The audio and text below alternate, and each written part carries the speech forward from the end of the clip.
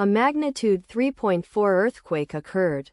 Puebla, Mexico. 11 kilometers WNW of San Salvador El Seco, Mexico, or 52 kilometers east of Puebla, Mexico. On Wednesday, the 23rd of July 2025, at 15 hours 13 minutes and 43 seconds local time, the quake had a depth of 14 kilometers and was not felt, or at least not reported so.